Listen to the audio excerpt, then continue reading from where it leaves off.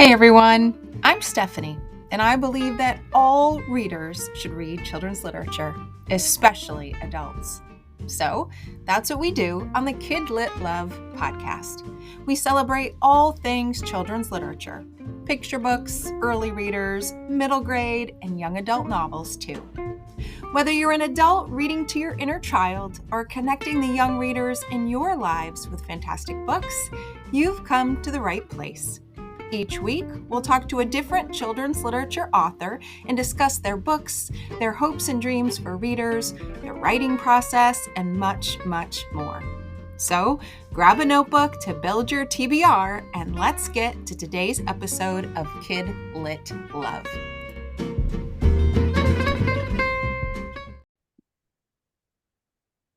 Hey everyone, welcome back to the Kid Lit Love podcast. I'm Stephanie, your Kid Lit loving host, inviting you to another weekly conversation with a children's literature author.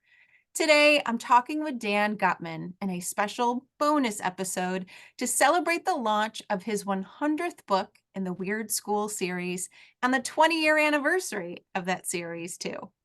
He's the New York Times bestselling author of over 185 books. Yes, I said 185 books for young readers, including the My Weird School series, the Baseball Card Adventure series, and Genius Files.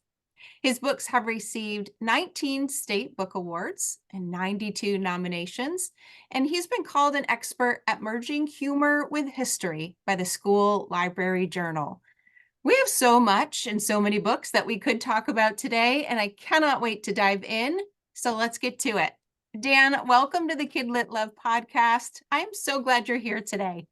Hey, Stephanie, thanks for having me. Oh, I'm excited to chat with you. I gotta ask, we gotta go way back to the beginning and say over 185 books ago, what made you decide you wanted to start writing for kids, and how in the world do you do so prolifically? Oh, yep. And it's funny because I spent I wasted 10 years, Stephanie, writing for grown-ups. I also spent 2 years in graduate school studying something that had nothing to do with writing at all. I was a psychology major in college, went to graduate school for a couple of years, decided I didn't want to be a psychologist, didn't like it.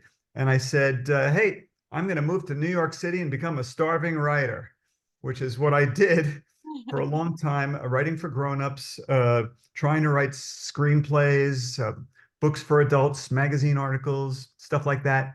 Never was very good at it, never had any success. And that's when my son was born, Sam.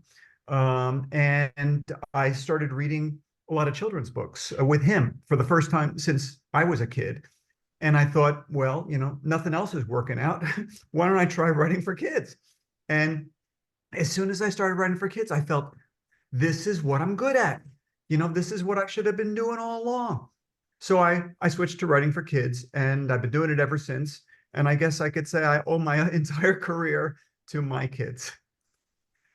They have a way of letting us know what's important and the direction we should go in, don't they? They did, in my case anyway. Yeah, and certainly in your case as well, I guess. Yes. Oh, absolutely. Yeah. So let's talk about the Weird School series. You're celebrating your 20th year anniversary. Miss Daisy is Crazy, first published in 2004, and Miss Nickel is in a Pickle is in 2024.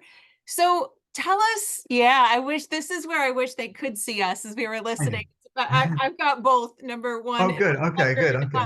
right next to me too.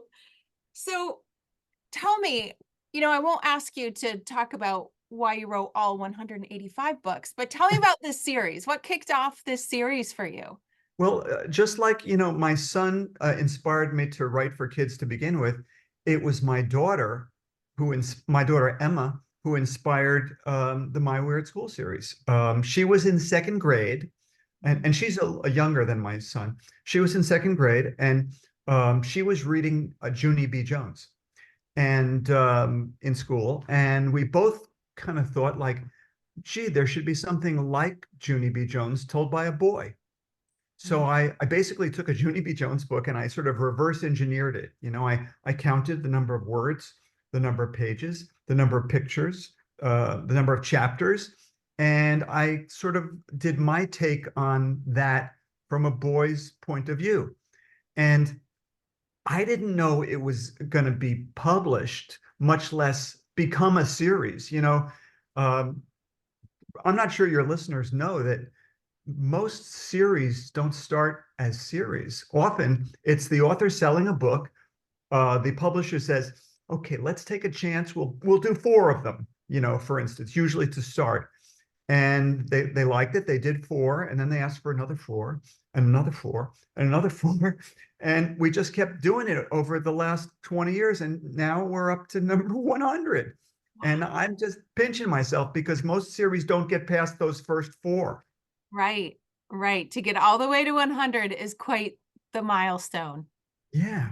And these books are fun. They are fun. They are funny. The characters are quirky. They are relatable. And I don't care whether you're reading it as a second grader yourself or you're reading it as an adult. They are just very humorous books that you just kind of love to escape from. And as an educator, or not to escape to, as an educator, Miss Daisy is Crazy, I loved because, I could see the inner workings going on behind Miss Daisy's action and the way she's getting kids involved in learning. So it was really interesting to, work with kids who have read your books and loved your books and then reread them with the eye as an adult. So I'm assuming, are you just a funny guy in general? Because these are definitely laugh out loud books. No, I'm not funny. No? No, I mean, I have friends who are hilarious. I think I'm funny in writing. I can be funny in writing. I don't tell jokes. I don't tell stories, but I have the brain of a 7-year-old. Okay. I never matured beyond that point. And it occurred to me that kids like to read about grown-ups doing dumb things, Mhm. So I thought each book in the series could focus on a different grown-up at the school, and all the grown-ups would be crazy, basically. Yeah. And with Miss Daisy, the first one, I just thought, okay, what would be an interesting, quirky personality trait I could give to a second grade teacher? And I thought, well, she's dumb. She doesn't know anything. And so that the kids are forced to teach her, basically. Yeah. And of course, as you sort of insinuated, she really isn't as dumb as she's making herself out to be. She's kind of pretending to be dumb so that kids will learn that way. But as the series progressed, I would do an art teacher, a music teacher, a health teacher, a this teacher, that teacher. And in each case, I would try and think of an oddball personality quirk to give to that person. And that's how the series has been able to extend itself, because while there's a similarity to each story, each book focuses on a different grown up at the school. So it's always fresh. So that's how it's been able to work. And it's been by far the most successful thing I ever did. Yeah. And the names of the books themselves, I just love, right? You've got Miss Daisy is Crazy. We already mentioned Miss Nickel is in a pickle. We've got Mrs. Marge is in charge. Miss Green is mean. I love just the rhyming, inviting titles. And I've got to admit, I sat here for a little bit thinking, what rhymes with Mrs. Affinito? And I came up with one, Dan. I thought Mrs. Affinito is neat. Oh, like neat. Oh, so maybe, a neat freak in the classroom or a really cool teacher. I don't know. But I admit, I spent a lot of minutes thinking about what I might be in one of your books. That's not bad. I think I thought of the rhyming titles because, like everybody, I grew up reading Dr. Seuss books. Yeah. And, Dr. Seuss used a lot of rhyming in his titles, like Yertle the Turtle, for instance. Yep. So here's what I did. I basically made a list of words that mean crazy, like bananas, loony, for instance. And then I tried to think of words that rhyme with those words that could be somebody's name, like bananas, Oh, Hannah. Ms. Hannah is bananas. Loony, Cooney. Mrs. Cooney is loony. And that's how I got the rhyming titles. At some point, I ran out of words that meant crazy. And then I had to switch to things like Mrs. Dole is out of control, Right. Dr. Nicholas is ridiculous. There's Mr. a skunk Harrison in is my bunk. embarrassing. Sorry, what was that last one? There's a skunk in my bunk. Exactly, right. So that's how the rhyming titles. And by the way, there's this wonderful website that I use called rhymezone.com. I don't know if you've ever used it before, but basically you type in any word in the English language and it spits out every word that rhymes with that word, broken down by syllable, one syllables, two syllables, and so on. And that's been really useful to me in My Weird School and some of my other books as well. Yeah. Yeah. It's like having, everything lately seems to be a lot about AI helping us generate things. And it seems like that's a cool way to generate some of those rhymes. It's funny you should mention AI, Stephanie, because the next My Weird School book, well, I shouldn't say next because this is going to be airing after, but the next one is going to be called Mrs. Marge is in Charge, and it's the first My Weird School book that is written with the assistance of artificial intelligence. Ooh, wow. Okay. Say more about that. Well, okay, it's a fake, but here's the thing. Uh, AI has been so much in the news. I thought I was communicating with my illustrator, Jim Paylott, and I said, what if we did a book where the first half of the book was us writing and illustrating it, and the second half we like went on vacation and let AI take over. And so that's what we did. And everything goes out of control, as you can imagine. But it should be interesting to see what people think of this one. Oh, I can't wait for that one. I can't wait for it, especially as an educator. I'm a college faculty member, and so AI is something that's on our minds quite a bit, and how it's used in good ways and other ways. That will be some fun comedic relief too. What college do you teach at? I teach at the University at Albany. Oh, okay, gotcha. Yeah, yeah, children's literature and all things literacy. Okay. So why don't we talk about the 100th book specifically? Miss Nickel is in a pickle, Yes. literally, as we could see Yes. from the cover if someone was looking at it. Can you tell us a bit about your 100th? Well, yeah. Like, when the series started, I was using the conventional teacher, art teacher, music teacher, and so on. And as the series progressed, I started running out of grown-ups Right? who work at a school, so I was doing like, the therapy dog and the guy, the guy who mows the lawn, and I started kind of scraping the bottom of the barrel, so to speak. And so I thought, okay, it would be cool if like they started a vegetable garden out in the back by the playground of the school, and they could bring in somebody from the outside to do that. So I thought of this character. I thought like maybe like a graduate student at a local college who's studying, horticulture or botany or something like that could come in and teach the kids how to start a garden. And I decided to make her like a kind of a hayseed, you know, uh, somebody from Hee Haws, Yep, yep. The braids. basically. Of course, half the listeners don't even know what Hee Haw is, but I realize that. yeah, in any case, so she helps the kids start a vegetable garden, and most people who've ever had a vegetable garden know they're usually like some mysterious thing comes in, like eats all the vegetables in the middle of the night, so they start dealing with like getting electric fences and all kinds of stuff, and usually with these books what I think of is like what could possibly go wrong, you know? And gradually, as the story progresses, I kind of make things sort of spin out of control until by the end, it's total chaos. Everybody's just running around like crazy. And the kids seem to get a kick out of that. So that's what happens in Miss Nickel is in a pickle. She's actually in a pickle at the end of the story. Literally in the pickle. And what I love, It's a giant pickle. It's a it giant pickle. is, yeah, for the record, it's a giant pickle. And I love, in all of the books that I've read in the series, the kids are kind of in charge. Like they're leading the way and teachers are letting them have a little bit of ownership and responsibility. And, in this book I loved, not to give away spoilers, but they plant some pretty unusual things at first in their garden and the teachers let them to kind of learn. And I just love how it's this curious kid driven learning with some really fun adults by their Yeah. side. I figured that like if kids were starting a garden for the first time, they would think, well, I want to plant candy, I want to plant cake or something that you can't plant, Yep. So I thought that would be fun. And what else? Uh, You know what else I thought was what? hysterical? And What? I've got a running page of them in my notebook. I love to write about my reading and pull quotes. And Yeah. I was fascinated Yeah. with Miss Nichols' t-shirts. The Oh yes. wonderful sayings on the t-shirts, like Yes. Yeah. I talk forgot what dirt they to me. were. We've got talked dirt to me, Talk dirt to my me. favorite. Wet my plants.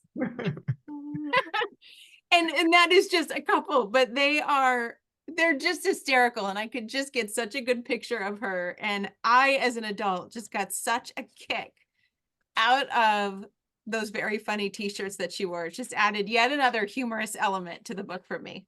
The whole thing is to be silly. Like I know there's a lot of children's books that teach lessons, moral lessons and help kids become smarter and all.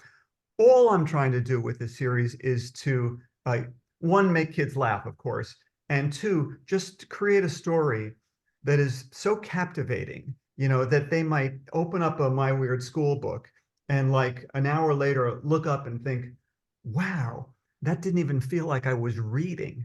Yeah. I felt like I was watching a movie in my head. Yes. That's what I'm trying to accomplish with these books and my other books too, just to Yes. be entertaining. Yes. And they are, and I would say as a previous teacher who worked with kids before I worked with teachers, I was a literacy specialist who worked with kids who either had difficulty learning literacy or who reluctant readers because they didn't feel good at or didn't find the book that they wanted. And this series was kind of that gateway drug for a lot of kids because it is just plain old fun and you get lost in the funness, for if that's even a real word, of all of them. And so, Those I mean, I've seen your books do that for kids firsthand. those reluctant readers, those are the kids I'm really aiming for because I actually was one when I was a kid. I didn't like reading. I thought reading was boring and hard to do. And my mother was worried about me, and she used to buy me comic books, hoping it would get me interested in reading. And in my case, it didn't work. But around the time I was in, I guess, fourth or fifth grade, I became a big sports fan. And suddenly I wanted to know everything about sports. So I had to read about it. And I started reading books about my favorite athletes. And that's what got me interested in reading. So, these days, I know there's a lot of kids, and especially a lot of boys, who are into sports or whatever, and those are the kids I'm trying to reach. And that's why each My Weird School book, at least in the beginning, started with the line, "My name is AJ and I hate school." Yes. And some people don't like that I start the books that way, but I know that like there's a lot of kids out there who will read that first sentence and say, "Hey, he's talking to me. I don't like school. I don't like reading. Maybe this is a book that maybe I would get into." And Yes. so I'm trying to capture their attention in the first sentence. Yes. I love that. As an adult, those first lines mean a lot to me still. And Yeah, yeah, that definitely will appeal to a lot of kids who just haven't either unlocked the power of reading yet, haven't found a book that they like, or it's just not their right. thing yet. And that this book could be, or one of the other 99 in the series, or 187 of, or 185 of all of them. Uh, Yeah. Well, I could have be a short attention span, like a lot of people. And like if the author doesn't grab me on the first few sentences, I lose interest and often close the book. So yeah, that's why I want to get them from the start and try and, make each sentence flow smoothly into the next one, each paragraph flow into the next paragraph, each chapter making you want to read the next chapter so that those kids will stay engaged, while they're reading the story. yeah. And then I would add each book almost flowing into the next book, because what I know about my students who would have Mhm. difficulty or be reluctant, if they had a series that they loved and were invested in, they were all in. And Oh that yeah. background knowledge, knowing the structure, knowing how the book worked and the characters they might see, or knowing that it's about teachers, who are crazy, was the thing that when they opened up that next book, they were Yeah. already more successful than the first one. And that meant so much to me as a Oh teacher yeah. to be able to see them just feel good about that over time. I get emails all the time from parents and teachers and librarians telling me about kids who insist on starting with number one in a series, and they just like go all the way through, sometimes knocking out a book a day, you know, and they just become obsessed. And that's the kind of obsession that is good, a good obsession. Right. A good obsession. Now, are you the kind of series reader who starts at one? Do you ever jump around? Or I know it doesn't necessarily matter for the My Weird School series, but what It would you doesn't. like kids to do? Start at the beginning and go all through, or just grab whatever one is looking good at the time? They could go chronologically, but they don't have to. I mean, there are some things that happen, like Miss Daisy falls in love with the reading specialist, Mr. Mackey, and they get married and they have a baby named Jackie Mackey. And then she goes on maternity leave and she comes back as a substitute. So some things do happen over the course of the 100 books, Yeah. but they can really be read in any order at all. Yeah. And it is nice when you see those little cameo appearances in later's books and then getting the names of some of those previous Yeah. characters in there. Always. Recently, the series started when the kids were in second grade, and now they're in fourth grade. It took them 20 years to get there, but now they're in fourth grade. And the principal, Mr. Klutz, he recently retired. He was my favorite character, but I replaced him with a new principal, Mrs. Stoker, who is a joker. And I she's know. she's a stand-up comedian, so it gives me the opportunity to like throw in a lot of jokes into the stories. Yeah. Yeah. Which the kids dutifully laugh at, even if they're all not that sure that they are super funny in their kid world, which I loved. Because you should always laugh at the principal's jokes, That's even if right. they're not funny. That's right. That was a nice lesson tucked into there. Now, you already mentioned the illustrator, and I know, and it seems almost unbelievable that the two of you have stuck together for the 100 books. This is the same illustrator for the entire series, right? Yes, and Jim and I, we've been working together for 20 years now, and we've only met once in person, actually. Crazy, crazy. Well, he lives in Arizona, and I live in New York City. So the only time I met him was I was sent on a book tour to Arizona, and we did a bookstore appearance together. But other than that, we communicate by email and text and stuff like that. And I consider Jim to be a good friend of mine, even though we have only seen each other once in person. Yeah. Well, in this day and age, especially since the pandemic, with all of the virtual ways to connect with each other, it does seem like a natural thing to just have virtual friends now that we haven't met. I just love that pairing That's stuck true. together. And if I could make just one more plug for Jim, which Yeah. is that he's not only a brilliant illustrator, but that he's got this skill in making all the covers. There's a similarity to them, so you know it's a My Weird School book, but at Mhm. the same time, they all look different. And Yeah. I don't know how he does that, but he's genius. Yeah. Yeah. And then those are the covers, but if we were to go in the inside, there are just so many ways that he invites the reader in with the pictures. They're very fun, they are very inviting. But I also love, and I don't know why, maybe it's just because it's so visually pleasing, but the way the chapters are, kind of that speech bubble is the same that's on the title, and you've got the splat of the chapter.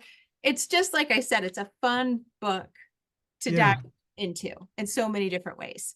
What happens is that I write before anything else, Jim does the cover. He does the cover before I even write the book, actually. Just based Oh, on wow. just based on like I'll have the title, Miss Nichols in a Pickle, and I'll say like they're doing a vegetable garden, and Jim will create a cover.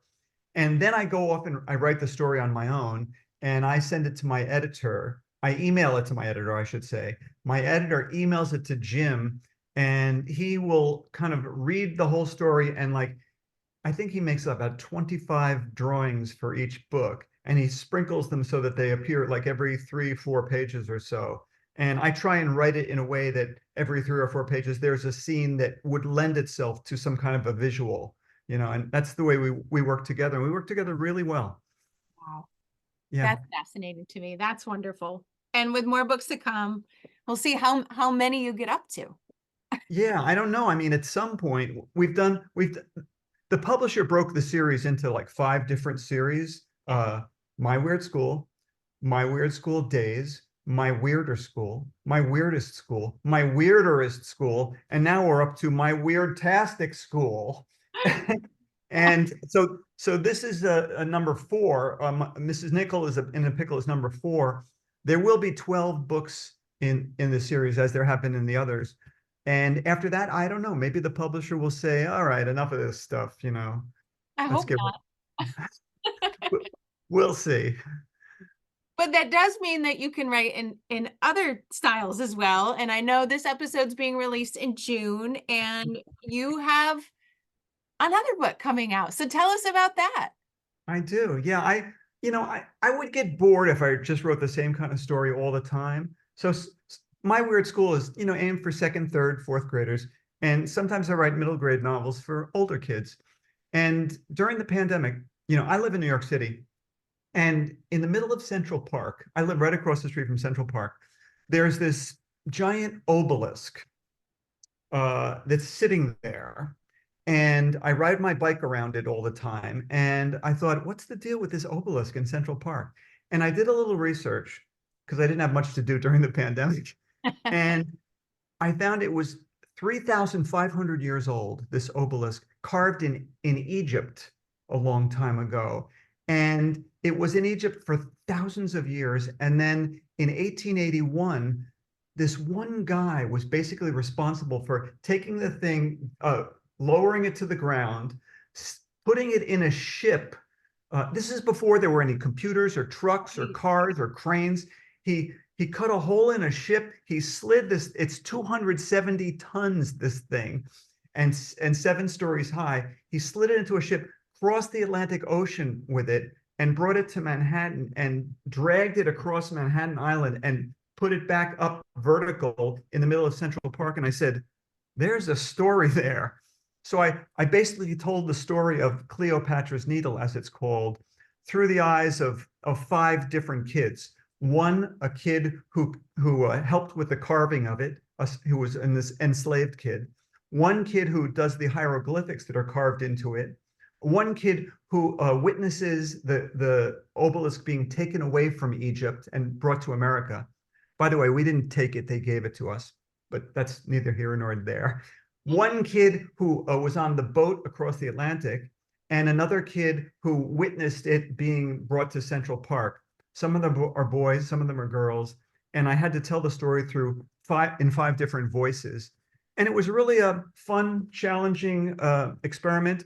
I don't know if anybody's going to care, but it was really rewarding to write, and I had fun with it, and I hope people will discover it when it comes out in June. Well, I definitely will get my hands on that. There's a couple of elements of books that I love to read. One, I love to know when a book is based on like a little nugget that the author stumbled across, and then that little nugget that you found turned into a book. I love books that are told from alternating characters. And there aren't as many of them in children's literature, as there are in adult literature. So that sounds fascinating to see all the different phases of this going from one place to another, but through the eyes of different kids. It sounds fascinating. I did a lot of research, and there wasn't a lot. There's never been a children's book written on this topic. There's like only 1 or 2 adult books written on the topic, and I consulted with an Egyptologist who is like the expert in the field of this thing. And that's where I got my information. So it's very much based in fact. And it was challenging to write in the voices of different kids, boys, girls, some in ancient Egypt, some in 1880, and one kid in the present day as well. It was a really interesting project to work on. Well, it sounds good. And since it's June, we'll be able to get our hands on it pretty soon. Yeah. Great. Oh, well, thank you so much for coming on to talk about the Weird School series and all the iterations. Such a wonderful thing for me to be part of, to congratulate you on that 100th book and the 20th anniversary in that series. I know I'll keep reading them. Maybe, in my notebook, Mrs. Affinito is neat. Oh, keep that idea in the back of your head, Dan. You never know when you need another rhyming word. No promises, Stephanie. Where can listeners and future readers find you online? What's the best place? Oh, thanks for asking. Of course, on my website, it's just www.dangutman.com. I also have a fan page on Facebook. You can look me up there.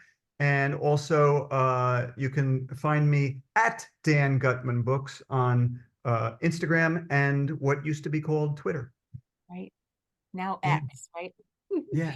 Well, I will make sure to put links to all of those places to find you in the show notes, as well as links to all the books that we talked about in today's episode in the show notes to make it easy for everybody to find you.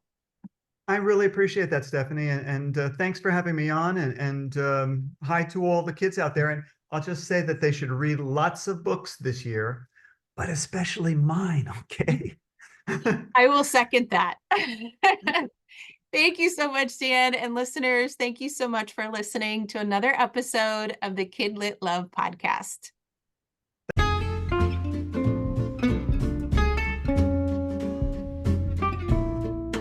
Thanks for listening to today's episode of the Kid Lit Love podcast. You'll find links to all the books, resources, and ideas mentioned in the show notes at alitlife.com. And if you want more, you might like to listen to my other podcast called Get Literate. It's a podcast that explores all things books and reading, notebooks and writing, and everything in between to build a life you love. One more thing.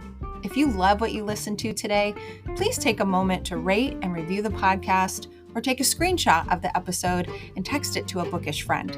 This helps the podcast grow and builds our bookish community of kid lit love. Thanks for listening.